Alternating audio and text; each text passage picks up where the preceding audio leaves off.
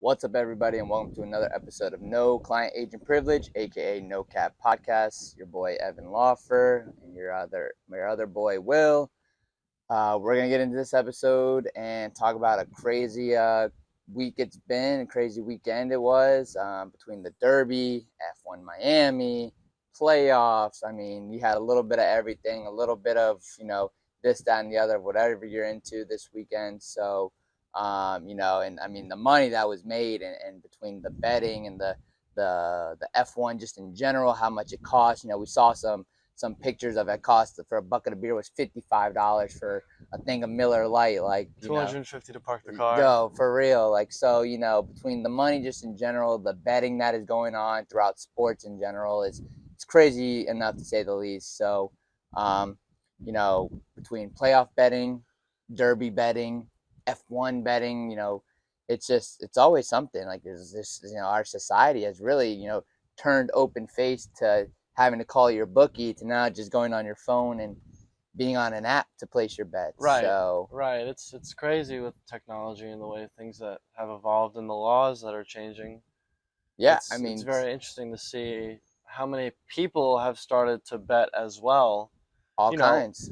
Kentucky Derby, horse betting, horse racing, that used to be something even going back 30, 40 years that Easy. people would bet on. Hell yeah. But Derby's that was been around really one of the only 150 things. 150 years of the Derby. Right. 150 years people have been going to Louisville or Kentucky, Right. and to go to Churchill's Down and place these bets to put the money on these horses. So again, watching the Derby this weekend and the antics behind it, between listening to some of the stories of the popularity to the it's always such a good race. Like, you never really two blowouts, and then you go into F1. It's like Lando wins.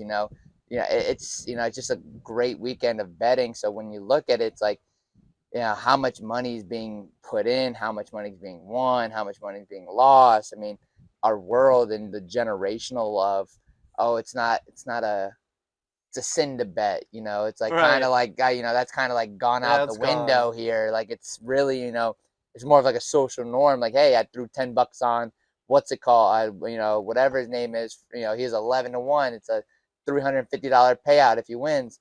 He ends up winning. It's like, I kind of like this, and I feel like that's always been the thing with Vegas as well. Between playoffs and why teams were always scared to put a team in Vegas. How much money are those guys going to go blow in the casino off their paychecks, betting on other sports, other teams? But the Raiders have shown to, other than the few minor situations, other teams have already gotten in trouble besides the Raiders on the betting side. Right. So it's like you have a team in Vegas and they're not the ones getting in trouble for betting. So it's like, the betting side of the world has kind of been like, oh yeah, kind of a myth, with regards to the Vegas, the teams, the Oakland A's go there, the NBA expansion goes there, all those things. It's like, this is a lot to, put into perspective of the betting world, where it's like, okay, it's not that big of a deal anymore. Right. I mean, obviously, Right, you want it to get out of hand. Well, though, of course. yeah, obviously you have to gamble responsibly. Of course. but there's a number for that, folks. If you really have issues, it's fun. People find it fun, and it makes them feel like they're in the game a little bit the more. Adrenaline, the real life adrenaline. I mean, most people in their lives never get to experience that. Like, unless you legitimately are in a situation where your adrenaline can kick in. Like, even going to the gym is about as close of a quote unquote adrenaline rush somebody will get throughout their lives. So being able to feel that, in a sporting event is like, oh wow, this is great, this is awesome. It's also why people get addictions and things like that. So like you just said, gamble responsibly with these things, because I've even had my friends that have been like, yo, I'm done. I need to stop. I need to get on my shit and call it a gambling career done. So it is what it is. But going back to the sports in general, now that we're in the playoffs of the NHL, the NBA, really you're gonna get into the UFL playoffs here in a few weeks. I mean, really all these different sporting events with their playoffs. Who's the best to watch? Who's the king of the playoff world? I mean, obviously, I would say the Super Bowl with regards to the big game, I Right, would they say definitely that's have the the number big one to game watch. status, but you know, I think maybe people turn towards. I know playoff hockey is Crazy. such a real thing. I Love know we playoff kind of talked hockey. about it Yeah. last week, but people just love the atmosphere in playoff hockey, and it Crazy. might even be better than basketball. I've heard some people say that it's better than basketball, and they like basketball more than they like hockey. I think I can agree with that. I mean, I definitely, and I also lead towards more of a cultural aspect of it all, because like the Heat fans are good fans sometimes, but then like you go to a Panthers game, a Florida Panthers game, those guys, I mean, they might not be diehards with regards to knowing everybody on the team like they do the Heat or anything like that, but like the enthusiasm and the push that they bring for their team is as if they were season ticket holders. Right, You they're know, there and they're yeah, involved. smacking the glass. Yeah, Everybody hit somebody, like stuff like that. So it's like, yeah, of course, when you're trying to compare, the playoff. But then I think the big thing with the NBA side is the playoff moments. I think you get more playoff moments in the NBA than you do the NHL. yeah, Whereas like the memorable stuff happens in the NBA more. yeah, Yeah, like I think NHL has some good shots and good saves and things like that. But I think some of the dramatics of the NBA kind of carry it in the playoffs. yes. Whereas like the NHL is just more intense, a little bit more like pound for pound. You're going against guys that are willing to literally punch your teeth in. Like so yeah, I mean, I think it has its apples to oranges, but also it's like still sports. So it's like really, Yeah, what it's do we really? Yeah, comparable. It's exactly. comparable. So, but yeah, in this playoff push right now, I think watching some of these 0-2 unlikelies between Denver losing two at home to the young hungry Wolves, it's scary.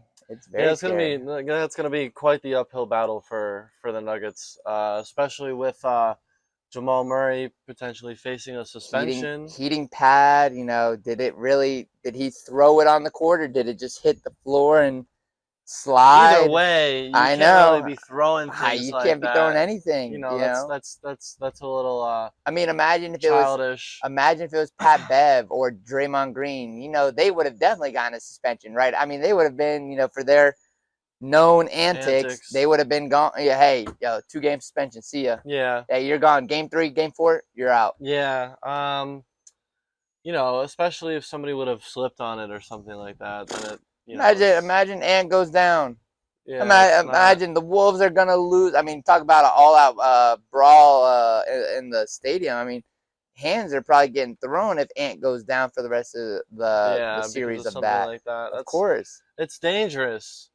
yeah, There's not really a place for that.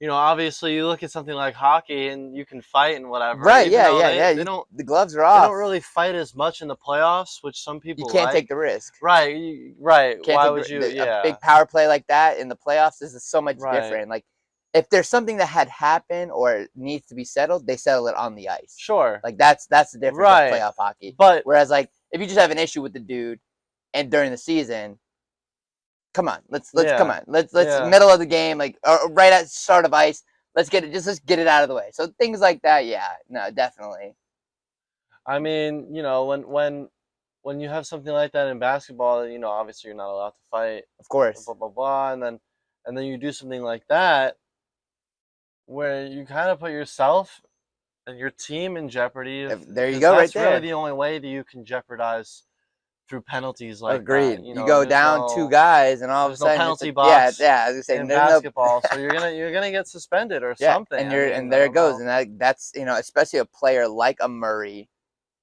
Without him, they lose games 3 and 4, no doubt. I don't think he's gonna get suspended two I don't think games, so either. I'm just saying, but with regards, even with him there, these past two games, I don't it's know. been I don't know if bad. I heard that he's dealing with some sort of an That's injury what they've been or saying. ailment, I but don't know what exactly it was, but yeah. but you So, can't. You just can't. but everyone's hurt. It's the playoffs. Everyone's sore. Everyone's banged up. Like, Frustrated. yeah, depending, especially losing 0-2 at home, you're down. I mean, what was it? Like, they were up 10 or 15 in the middle of the second. Then you go to lose by like 12. I mean, you're talking a 24-point losses in both games. Like, that's not just like, oh, we lost or oh, it was a tough game. Like, So we got our those are two, asses yeah, those kicked. are two big games, and especially at home. I give you like the first one because they come in, they're New hot, matchup, yeah, new whatever. matchup, things like that. I could understand Timberwolves coming in and stealing a game one, but like game two, you knew what was coming. You saw what was on the court. I mean, Without Rudy Gobert as with well. no Rudy, yeah, with no Rudy. So I don't know. I mean, looking back on these last two games, it just I don't know. I mean, I think Denver should be very, very Nervous. Nervous. nervous. Yeah, nervous to say the least. So, and then the other series where last night the Knicks, I would say they stole one at home. Like I would say Yeah, they that was a steal at home for them, I should right. say. Like I believe that Indy, the Pacers, they were coming for that win. I mean, those last few Yes. calls that were And they I were mean, up. they were They up. were up for a little while. So I don't know. I mean, again, where did the I mean, the conspiracy theories of it all is the big market team versus the Midwest small market team. Who do you want to see in the playoffs? Who do you want to see in the finals? That's Do where it we all goes do we back want to it? these days, Do we right? want the Knicks and the Celtics, or do we want the The Indiana Cavs and the Pacers and the Pacers. Cavs? That's what I'm saying. Like, is it really? I hate to be the skeptic of it all, but like, it makes sense on the business side. I On the mean, business side, yeah, I think people will still watch though, of because course. those teams They earned still if they got earned there. it to They be there. yeah, like If they won 6 games, if they won their 6 games and they beat the best teams or the better team, why not watch it? I hate fan bases like that are so sour about their team losing that they will literally, in spite of it, not watch the next series. right. They beat our team, like, then vote for the other team. The Celtics lose to the Cavs and the Knicks win, vote for the Knicks. I know it's like that hard, but like, you don't want them to win, fine. Don't let them win. All right? Like, I don't know. This for me as a fan, I get it, but like at the same time it's also to the extent where it's like, okay, hey, they beat us fair and square, or you could say, well, if Jamal Murray didn't throw that heat pad, we would have won. Or Yeah. if those refs didn't make that call, they would have lost. So it's Right. it's too late now. I don't So know. I think, both of those situations with the Knicks and the Pacers and the Nuggets goes back to the Nuggets situation was in frustration with the refs of officiating. of course, I think there needs to, I don't think that the issue with the referees in the NBA gets talked about enough. I, yes. I think that there needs to be something I mean, that has to be done about these missed calls but or it's they have challenges, they have stuff like that. So something it's like like a kicked ball in the I the the I Knicks Pacers game is not reviewable. right, and that's so So those are changes that even the NFL has dealt with and stuff like that. Like other leagues, like the common sense part has just like disregarded in a lot of these like potential calls. Like there's no reason. Like, why are we not reviewing a kickball? Like, what's the reasoning? Like, why? What? Like, I understand pace of play and stuff like that. Like, hey, let's get the ball back into bounds. Let's play ball. Like, I understand all that. But if like it's a blatantly obvious call and we're still just saying, hey, we can't review it, that's where I have an issue. Like, that's where I get in and I'm like, dude, we know it's a pass interference. Like, let's go back, yeah, review it, call you it. should wanna I think that's you one should thing the wanna get it UFL right. got right. Yeah. That's so that their reviews, the consistency where the guy who's in the booth can literally see play by play and see Uh-huh. the review. Hey guys, yeah, that was a bad call. Switch it. Go back. It doesn't count. Blah blah. Right. I like that. And the guy, obviously, you got to have confidence in the guy that's doing it. But like the guy who does it in the UFL, he's a 20-year vet. He's been doing this for 2 decades. So yeah. Right. So again, that kind of mindset towards those booth reviews and stuff like that, it should be plain and obvious. It Mhm. should be to the extent where, hey, we saw it was a kickball. Yeah, let's go back. Let's Yeah, see the, it. the Oh, NBA okay, we should do saw it. something like that. That's what I'm Like a saying. fourth referee, Yeah, and the so in video a booth way, referee. Yeah, make the call. So I mean, you get your coaches challenged. Okay, But if there's a reviewable call where it's like under 2 minutes, just like in the NFL, it goes to the booth, let it be like that. Fine.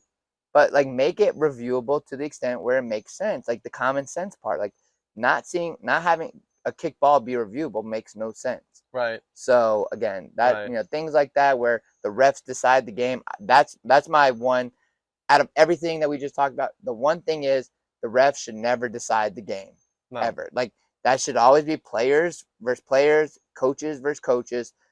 Let the game decide the game. Let them on the court, let the coaching staffs, let them decide the game. So like a ref is there to judge and make calls, but don't Keep the game keep fair. the game fair. Like That's really what it is. that's I Not mean, to that's it. make sway the game And for the one human team or error will another. always be there as long as Right. there's refs. So again, but But how they could much? definitely do better. Of course, and I think that they could think do that's better. where the ref side is. Oh well, if we had this, that, and the other. It's like again, you're human, we get it, but there's other ways that the NBA could help them out too. So And right, if that's what I was gonna say, yeah, if the refs aren't gonna do better, then the NBA is gonna have to do better. right, exactly. There That's you go, right there. just That's because people perfect. are gonna keep complaining, maybe stop watching. Of course, You it know, could definitely happen. A league starts to go down for sure when stuff like that starts to happen. So there's no problem there. There's no issues with regards to the human error. It's the fact that it can be done better with the human error. Like you can have human error. Like calls are missed, it happens, but you can change it. So, but staying on the basketball topic, Wemby winning unanimous 6-time unanimous Rookie of the Year, and 6 times it's happened. 6 time it's unanimous. 6 time it's unanimous. And Okay. I don't think anybody was too surprised. I mean, I think No, LaMelo and Ant no. were the last true like 1 and 2 that you could argue either way. Like Ant wasn't the best his rookie year, but Right, and like then it was Paolo versus Jabari Smith. yeah, that was a good one. But But you they were kind of both knew on there. really You kind of bad knew. teams Yeah, you kind too. of knew there who was gonna win. Right. Paolo ended up winning, obviously. Right. And then it was close between Chet and Wemby for I think a good portion of the season. Agreed. I think Wemby was just on such a bad team and he had to play so good, whereas Chet was on a good team and didn't play.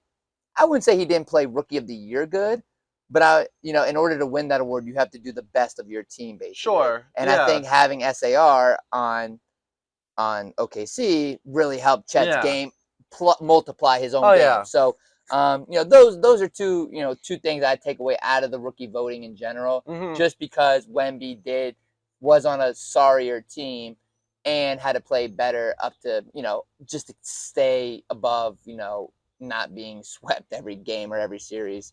Right, it would have been interesting to see how Chet would have played versus Wemby if you switch the teams. Of course, I'd love to see it. That would have been interesting. But I think the ceiling for both of those players, barring any injuries, Right, of course, are very high.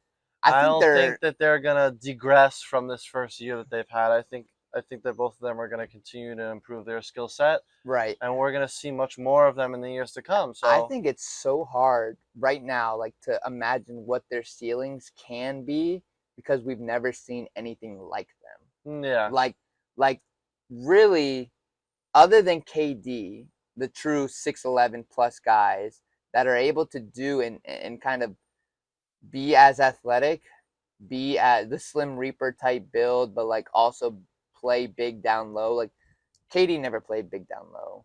Like he never had really a true post game, I would say. Like Wemby and them, like Wemby and Chet can go in the post, kind of, face up or back down. But like again, we've never really seen players like them. no, So the ceiling wise, I mean, who knows in 5 years? yeah. Holy cow, I don't know. I Yeah, it's mean, just it'll year be one yeah, for it'll both be of it'll them. be interesting as hell to see what both of them turn into. I mean, God, I hope Pops can get a team around Wemby to really help him and Trae Young. and OKC, depending on how well they come back next year and everything. It's like what are you gonna do next? What's Right. next? What's next for this young OKC? Do you take the risk and bring KD back? Do you get the Russell Westbrooks? Do you need the veterans? I mean, you got a good core. Why bring in more? Like I I don't know. think they just need a veteran big man. I think that's Yeah, all they need. you think? Somebody to really like someone with a big body. Like we look at like a Steven Adams.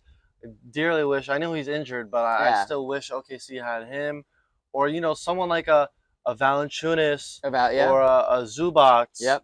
or one of those players that's gonna stay down Do low, the get dirty those work. Do the rebounds, dirty a work. bigger body, because we all know that Chet is not the biggest. No, no, no. He's He's tall, but he's admitted, not the yeah, he's admitted biggest. he needs to, get bigger, So stronger. Like right. Wemby said the same thing. He needs to improve his body length and size and if everything. if OKC had a true rebounder, I think they'd be in a lot more comfortable position this year. And if they get that person for next year, then they'll be even better off. Agreed, agreed. And I mean, now talking about the youth of those two teams, and you take into a Timberwolves team with Ant, who's what, year 3, year Yes, 2, year 3, year three year 3, or four, well, 3/4. 3/4. Because he So came in 2020, 2021. So 2021, I guess right? year three. So year 3, going on year 4 now. But anyways, with regards to the face league, I think we've finally transitioned out of the LeBron era.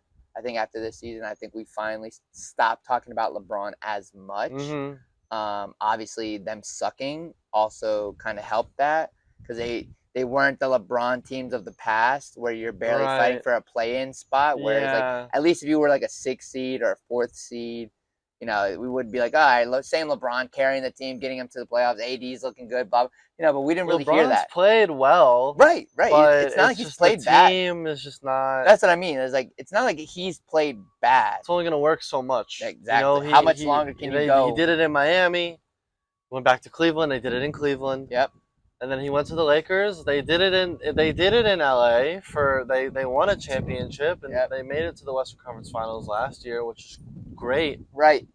But there's only so much you can do when you're constantly bringing in New body. talent Yeah. that you are going to try to mesh together, and it's an experiment at that point, more or less. You're not drafting. Nope. You're not drafting. They don't have draft picks. No draft picks. They had Max Christie this past year, second rounder. Yeah, out of Michigan State. Which he played all right. Yeah. I mean, rookie played ball. a lot. Yeah, he played rookie ball. He got in a little bit. They needed him to play. Yeah, they needed him to play a little bit. That's just what it is. It's an experiment. It's an experiment every time you have one of those LeBron crafted teams. Right. So now with saying it like that. So now where do we go with the face of the league? Do we put the emphasis that Ant has finally built a team around him to really help, push his boundaries? Whereas like we weren't really sure because he was so athletic coming out, would he be able to transition to an overall basketball player? And now we see his basketball skill set. And they said that he didn't care about basketball either. Right. The scouts said, yeah. Like what we talked about last week, all it takes is, he doesn't care about basketball. Yeah. His draft tear him stock down. goes Yeah, go down. the guy back to a second rounder. Oh, he played at University of Georgia. Nobody comes out of there. No, nobody. I've never heard of anybody come out of Georgia. So those things definitely happen. And then you look at a Wemby who was talked about since he was like 16. Like I don't know how old he is now. Like 20? like maybe 20. 21? Like they were Probably talking since about, he was 16, 17. I was gonna say he's been talked about for about like him. 3 years now. Yeah. Just before he even came over to America and played one time, people were in the scouting world. They're like, oh, that kid, Victor Wembanyama, next year, watch. Like that's the crazy part because guys are that far ahead in some of those other in overseas that like this kid, the Lucas, stuff like that, where do you put the international stamp and say, hey, this is the face of the international side. This is the face of the US American side. Like you're gonna get some of them in the Olympics some point. You're gonna get Wemby versus Ant in the Olympics. Maybe not this year. I don't know if Ant's on the team this year, but like I think he is. Is he? So you're gonna get that matchup probably pretty soon then. Because like once LeBron's gone, where's your storyline? Yeah, Anthony Edwards is on it. All right, so they'll definitely play France, and Victor is definitely on that team. So, there's your storyline right there.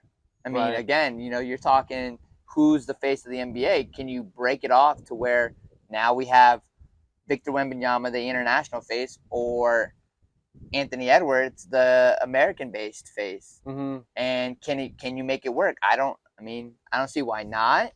Why But not? like, I mean, if especially if um the everything's globalized now, right? You want to expand the NBA globally, expand that global reach, NFL extend is it a perfect over example. They're to trying to get to right, Brazil, Germany, like, same. extend the NBA to really spread its roots through Europe and things like Right. that. Because European basketball is very competitive and it exists, but I don't think there's as many people in Europe that say, "Hey, let me go out and play basketball," than people in America. Like as a So pickup game. Like, right, yeah, yeah, right, right. Agreed. casual, Yeah. Let's just go fans have fun. of Yeah. the game, and every fan that you have, the chance of you increasing revenue is so Agreed.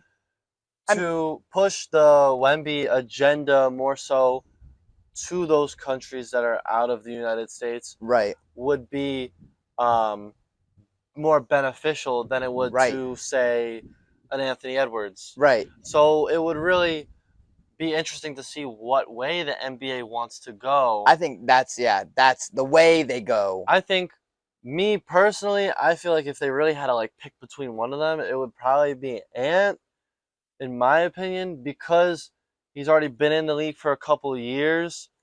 He's had some really good seasons. He was good Right. last year. Right. Right. They I think they made the playoffs in the first round last year Right. after the play-in, and he just kind of like SGA and elevated his team as well this year. I think so. I mean, they went to what, the third seed Right. from from the play-in.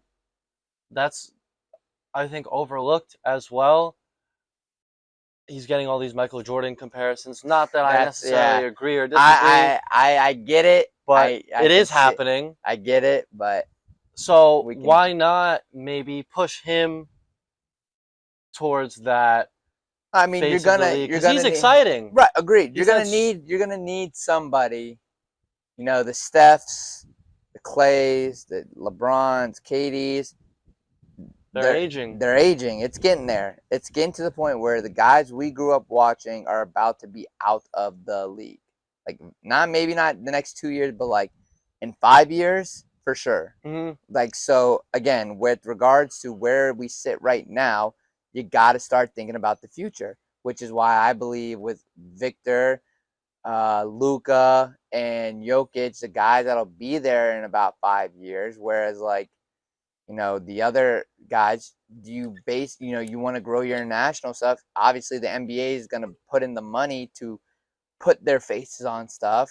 You know, like we talk about Joker being the Kingslayer and stuff. It's like they're going to use that storyline until LeBron either beats Joker or till LeBron tires. Like, say that he beat him into retirement. Right. Couldn't beat him. So Right. there are things like that and the storylines like that. So where Ant and Wemby really comparison wise can obviously two completely different players, but at the youth in the standpoint of where the league sits and where the league's gonna go, that's the next big question. Like, where does the league lean on for the face of these two It's young stars? it's probably, that was my opinion earlier. Obviously, you have yours, but if we're looking objectively where the NBA is really gonna go, Right. it's probably the international side. Right. I mean, you think about it now: Luka, Jokic, Yep. Wembanyama. Right.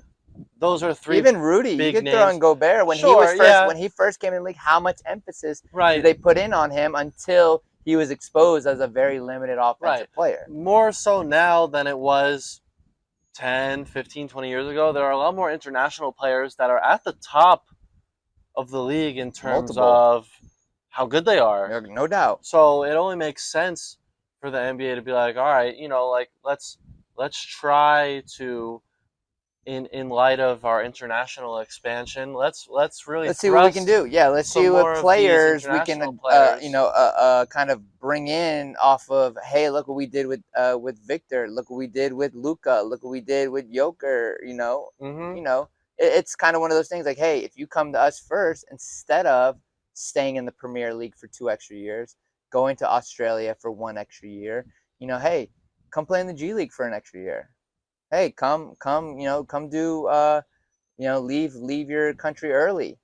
So things like that. I think obviously that's where the league wants the best talent. So why wouldn't they want to do that? And then even transitioning out of that into just sports expanding in general. We talked about last week a little bit about F1 and Hard Rock and the Stephen Ross. That man declined a $10 billion bid for the Dolphins, The the stadium stadium itself, and and the F1 F1. rights. 10 billion. I mean, the thing is I like that it. the I amount of like it. money, that is like He doesn't is need it. well, he of course he doesn't need it, no doubt. But the amount of money, I mean, they've already said in the last 2 years that F1 has done over 800 million for the South Florida, like Miami area. That's great. 8 million. 800 million. I mean, that's almost a billion in Yeah. 2 years. 400 million a year. I mean, that is I mean, you insane. should have. I know you were there last year. Yeah, I was there this year. Just being able to see it, there were 275,000 people I there on believe race it. day. I believe it. It was absurd. It was, I'm a big NASCAR fan, and I go to those, and I think there's a lot of people at those. Hell yeah. But F1, with the international reach F1 It has, it's it brings crazy. people. I was People will dealing with come people across the from world, Guatemala, Ecuador, bro. Italy. Crazy. I mean, I had multiple people last year when I was there. I mean, I had Micah Parsons was right next to me. You Um, worked, or you were just there? no, where I was working. Oh, That was where'd you it was the VIP experience or yeah, something no, like yeah, it that? was like Paddock Club? yeah, That's one of where you were those. working? There was Yeah. three. There was a Paddock Club, the Palms, and the Hard Rock, and I was in the Palms or something. But Michael Jordan, Tom Brady, all those guys came walking through. Like, it's kind of one of those things where it's like very few events can withhold those types of people. You know Right. what I'm saying? Like Donald Trump was there. I mean, President Trump was there, Right. and the crowd, an international crowd of everybody from everywhere in the world, is chanting USA, USA, USA, because this man is here who is undoubtedly a internationally based character. You could Right. say An like influential person. he We're is all like. very influential people. But that's what I'm saying. Very few events in the world can hold that. Like even right now, if Trump went to the Timberwolves versus the Nuggets game 3, that venue would not be able to handle that. No. Like that would just be too much. Yeah. So like things like that, like the extraordinary type of events, like an F1, like F1 Las Vegas, F1. They're talking about making another one. Where it's gonna go and stuff like that. Like the Well, they have one international. in Austin, Texas too this Yeah, year. one in Austin. Yeah, that's the first one for Circuit of the Austin, right? Americas, Yeah. yeah. So again, building those types of brands and then realizing, Stephen Ross is not a young guy. No. Like he is an older guy for sure, but he's still playing the long game with this shit. Well, that Like, just goes to show what we just said. All the influence and the revenue generation, that just goes into how valuable all hell those yeah. assets, just the F1 asset alone, I mean, and the stadium, you're talking. truly is. I mean, they got lucky enough to where the stadium's layout was big enough to build right. the track with regards to Right. around the arena. They didn't have to go Right. build through the streets of Miami or anything like that, or like a Monaco where the city is literally built for F1. They don't Right. even take all that stuff. They just leave it in the city. Mhm. So Miami, having lucky enough to have a stadium as large, as much space, as much road to not have to really build, the fact that they were able to do that at probably a fraction of the cost of what Still everyone very a lot. expensive. Yeah, of course. Well, we're talking. I mean, you could argue. I would argue for them to just build a track Well, somewhere over there. I mean, where do you build it? I mean, that's Miami is very dense, so right. Exactly. So I'm saying, it's how tough. many straightaways do you really have in Miami? In Miami, I'm not saying build a street track. I'm saying build a real track, because I was thinking the amount that it costs to set up and break down an event like that. Yeah, but they leave All the everything now. grandstands? No, not the grandstands. No, not the grandstands, but the other stuff, the Paddock Club and all that stuff. Do they leave Yeah. that? It looked temporary to me. No, I don't know how they they could left just it. let that sit next Because to the they let it. stadium. They let it do it with all the other events, like the Miami Open and Yeah? all those big events. They leave All it right. so they can do that with those types of events as well. So Then smart that's on smart, on sure. Miami's part to not have to break it down. Right. But when they do have those big, large scales events, they could just leave it up. They just Right. put it. So He didn't want to put a cap on how much it was worth. no. He knows, especially because how, like, again, even in Miami, there's really not too many venues down here. Like to have For sports? Yeah, for any. I mean, really, you have Miami Heat Arena, Amaranth Hard Bank. Rock, Amaranth Bank. That's it. And how large is South Florida? You've got like 3 or 4 concert venues that are like outside, but like any large scale, concert, there's only one place to do it. To fit 60,000 plus, The can't do that at Amaranth Stadium. That's it. That's all you got.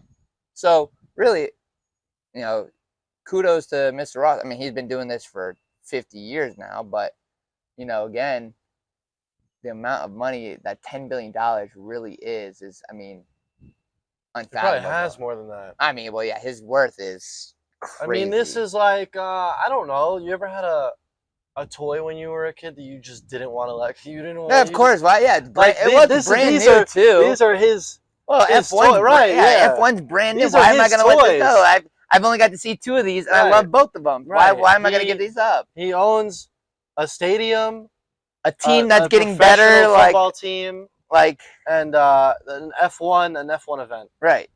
Those are his prized possessions. Yeah, they would be mine. Those are fun for him. Yeah, even if they told him, yeah, you can come for free whenever you want. Yeah, of course. Yeah, lifetime. He wants to have his hand it's in my it. owner. He wants to own I run this shit. I run the makes show. sense. It's my house. Y'all just get to come visit. Like, if I was making money off of it and I already had a lot of money in the bank, I'd turn it down also, the $10 billion. Why would I? Why? I mean, and trust me, I get the turn down. That's not. I mean, that is 100% understandable.